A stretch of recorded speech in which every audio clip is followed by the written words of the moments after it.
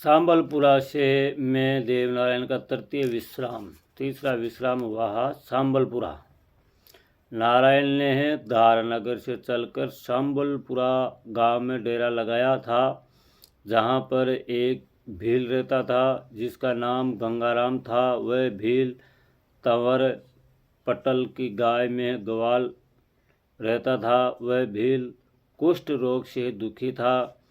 वह कई जगह इलाज कराता और देवी देवताओं को भी रोग देते थे। वह हैरान हो गए, लेकिन इनका रोग मिटा नहीं। फिर उनसे लोगों ने कहा कि उज्जैन में वह मालवा से दूधाजी गुजर का दोयता देवनारायण है, वह आपका कुष्ठ रोग का निवारण कर सकता है। तब मालवा में से जाने का विचार कर रहा था तो देवनारायण का डेरा सांबलपुरा में आ गया। तब भील ठाकुर नारायण के पैर पड़ गए और कहने लगा कि महाराज, हमारा कुष्ठ रोग को मिटा दो। मैं बहुत परेशान हूँ और कई जगह इलाज करवाया चुका हूँ और देवी देवताओं को भी रोग दे चुका हूँ। तब देवनारायण ने कहा कि यदि तेरा दर्द मिट जाएगा तो तुम क्या करोगे? तब भील ने कहा कि महाराज, मैं गरीब आदमी हूँ, हमारे पास कुछ भी नहीं है। मैं तो दूसरों की गाया चराकर हमारा समय गुजारता हूँ। हे स्वामी, मैं जलम आपकी सेवा कर सकता हूँ।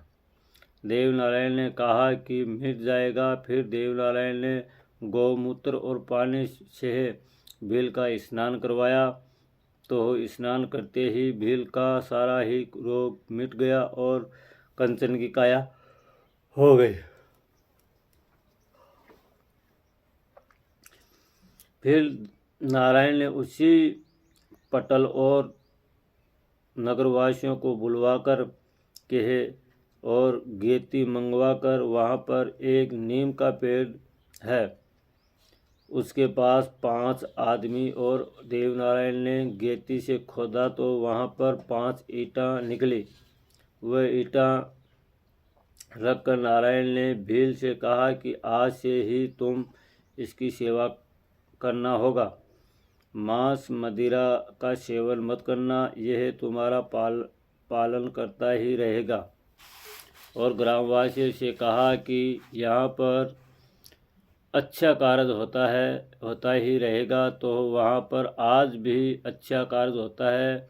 हड़किया बड़किया काड़ा का रवाया का कार्य होता है, जिनकी सेवा भील ही करता है। वहाँ पर पास में ही ग्राम रटलाई है, जहाँ पर ही नारायण के आसपास में से गांव में से पर्चा दिखाया था, जहाँ पर देवनारायण का मंदिर बना हुआ है। वहाँ से ही श्री देवनारायण का डेरा पेलिया खाल में लगाया था। देवनारायण का विश्राम ग्राम रटलाई में पेलिया खाल में दिया था, जहाँ पर लोगों ने मंदिर बना दिया और देवनारायण की ईंट की मूर्ति रख देनी थी। जिनकी सेवा गुजर करता है था। एक समय की बात थी कि झालावाड़ का राजा जालम सिंह झाला का आ गया था। उनका डेरा रटलाई में लग रहा था। शुक्रवार के दिन था और शाम की ही पंडाले संध्या वाली करी थी। तब डोला नगारा बाजा। तब राजा ने पूछा कि यह ढोल नगारा किसके बज रहा है? तब ग्रामवासियों ने कहा कि वह तो देव के बज रहा है।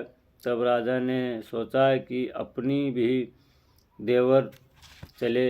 राजा देव के चला गया। तब भोपा ने राजा को अगर बबूत देनी तो हो, इस वर की ही कृपा से बबूत में बाल आ गया था। तब राजा ने कहा कि भी बाल कहाँ?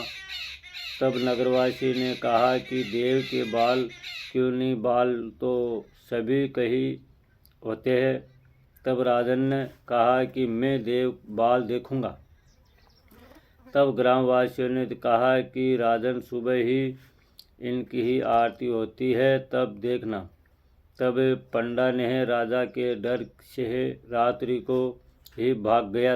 तब देवनारायण घोड़ा पर सवार होकर और पंडा के आगे आ गया और पंडा से कहने लगा कि तुम कहाँ जा रहे हो।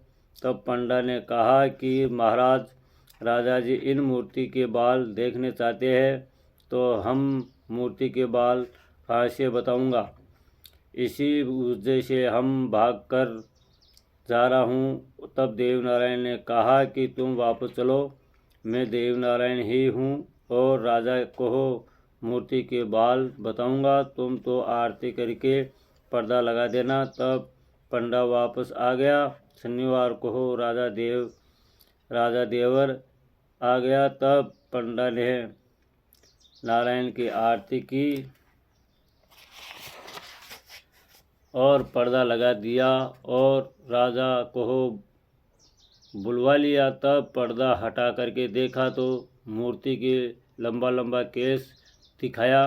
तब राजा ने केस को खींचा तो एक में तो दूध निकला और फिर दूसरा खींचा तो उसमें से खून की धार चली। तो राजा देवनारायण से माफ़ी मांगकर चरण में गिर गया। फिर उसने देवनारायण के नाम पर 52 बीघा जमीन की जागीर निकाल दी, जो आज तक मौजूद है। जो उनकी सेवा करेगा वही उस जमीन को खाएगा। अभी तो वहाँ के करीब 25 कोस के आसपास में गुजरों ने देवनारायण का बहुत भारी मंदिर बना रखा है। यह स्थान ग्राम रटलाई, तहसील झालरापाटन, जिला झालावाड़ में है। और चलते चलते उन्होंने चौथा विश्राम कोटा जिला में है झाड़ोदा गांव में जाकर लिया था। पहले एक रात डूंगर में रहा था। वहाँ पर नारायण ने गायें बिठाई थी। उस स्थान का नाम देव गवाड़ा कहता है, जहाँ पर नारायण का चबूतरा बना हुआ है और नारायण की मूर्ति भी है। जहाँ पर पत्थर में नारायण के घोड़े के खुर मंडे हुए हैं। फिर वहाँ से झाड़ोदा में आया था, जहाँ पर माता साडू ने एक बरना के पेड़ के नीचे छाछ बिलोई थी। वह बरना आज भी मौजूद है, बलौना। वहाँ पर नारायण ने भाला रोप कर जमीन में से जल निकाला था। नारायण वहाँ पर 3 रात विश्राम किया। नारायण ने आवाज़ लगाई कि यहाँ पर कोई गुजर जाती है। यहाँ तो कोई नहीं बोला और एक रुई काटने वाला कंडारा बोला। देवनारायण ने उसी कंडारा से पूछा था कि यहाँ पर कोई गुजर भी रहता या नहीं रहता है। कंडारा ने कहा कि महाराज, यहाँ पर गुजर रहता है। नारायण ने कहा कि भैया, उसी गुजर को हमसे मिलाने के लिए भेज देना। कंडारा ने उन गुजर से जाकर कहा कि आपको एक गाय चराने वाला आदमी बुला रहा है। तो वह गुजर बहुत धनवान था, जिनकी गाय भैंसियाँ बहुत थी। उन्होंने मना कर दिया और कहा कि हम तो नहीं जाएंगे, ऐसा तो बहुत से आते हैं। फिर कंडारा ने दूसरे दिन जाकर देवनारायण से कहा कि महाराज, उसने तो आने से मना कर दिया।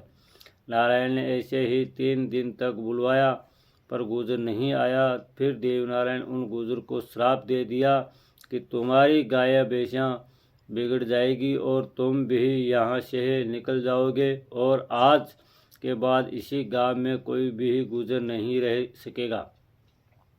तो यह भी वहाँ से निकल गया और उसमें कोई भी गुजर नहीं रहता है। फिर नारायण ने वहाँ पर एक पत्थर रख कर उसी कंडारा से कहा कि भैया, तुम इस पत्थर की सेवा करना, इसमें देवनारायण है। तब कंडारा ने हाँ कर ली और देवनारायण की सेवा करने लगा।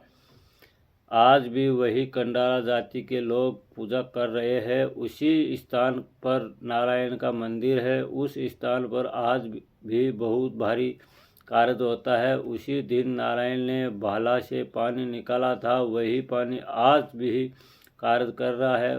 इसी प्रकार नारायण कई जगह रात रहते रहते जाते थे और पर्चा देते जाते थे। नारायण एक दिन में ही 11 जगह पर दिखाई देते थे, इसलिए देवनारायण 11वीं कला के अवतार माने जाते हैं। नारायण जब मालवा से वापस आए थे तो कोई लोग तो कहते थे कि नारायण हमारे यहाँ होकर निकले थे और कोई कहते थे कि हमारे यहाँ होकर निकले थे, तो यही नारायण का 11वीं कला का अवतार है।